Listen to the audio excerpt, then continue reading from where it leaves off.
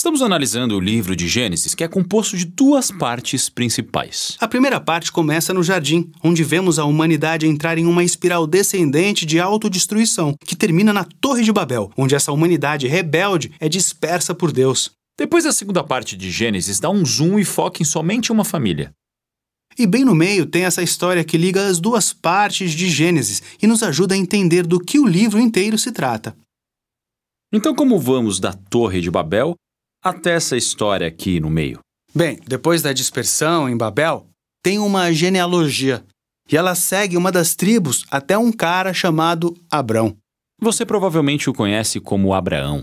E Deus começa a fazer todas essas promessas a Abraão, como a de abençoá-lo e lhe dar um monte de filhos.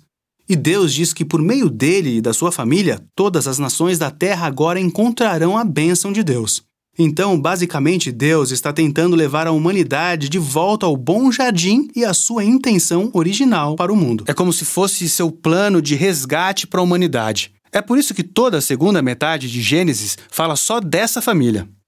Então, você tem Abraão, ele tem um filho, Isaque, que tem Jacó, e Jacó tem 12 filhos. E a cada geração, Deus renova a sua promessa de bênção para eles e para todas as nações por meio deles. Então, por causa dessa promessa de usar essa família para resgatar o mundo, é bem fácil ler essas histórias como exemplos de como ser uma pessoa boa.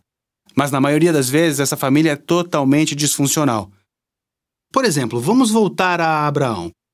Toda essa história mostra Deus dando uma família a ele e a sua esposa Sara.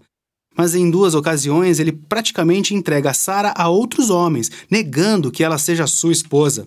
E aí Sara fica impaciente quanto a ter um filho.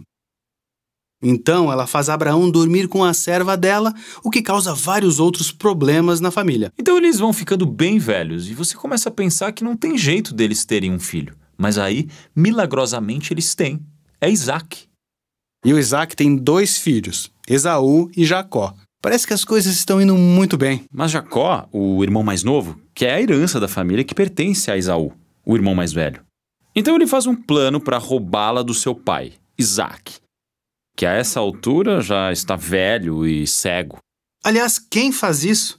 É horrível roubar do próprio pai cego. E aí ele simplesmente foge. Depois, Jacó tem 12 filhos, uma família grande. Mas ele ama o 11º filho José muito mais do que todos os outros, então dá a ele uma túnica especial multicolorida. E por causa disso, seus irmãos começam a odiá-lo. A tal ponto que planejam matá-lo. Mas não matam. Em vez disso, eles o vendem para ser escravo no Egito. No Egito, por uma série maluca de eventos, José passa de um prisioneiro ao segundo homem mais poderoso do país. Mais tarde, todo o Oriente Médio fica sem comida. E os irmãos de José descem até o Egito, procurando comida. Chegando lá, quem eles encontram como governante de toda a terra? É o José, o cara que eles venderam como escravo. Mas, na verdade, ele os salva de morrerem de fome. Então, veja só. Esses são os bisnetos de Abraão, que cometeram um ato hediondo contra o irmão deles. Mas Deus transformou o mal deles em algo bom. E é exatamente isso que José diz aqui, no último parágrafo do livro. Ele diz, vocês planejaram tudo isso para o mal, mas Deus planejou isso para o bem, para salvar a vida das pessoas.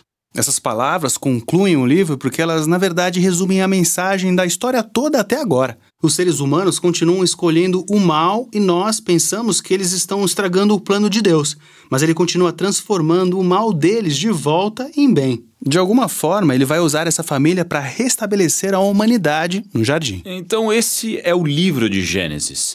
Mas nós ainda não sabemos a maneira exata como Deus vai usar essa família para nos levar de volta ao jardim. Mas esse é só o primeiro livro. Então é isso que o restante da Bíblia se encarrega de responder.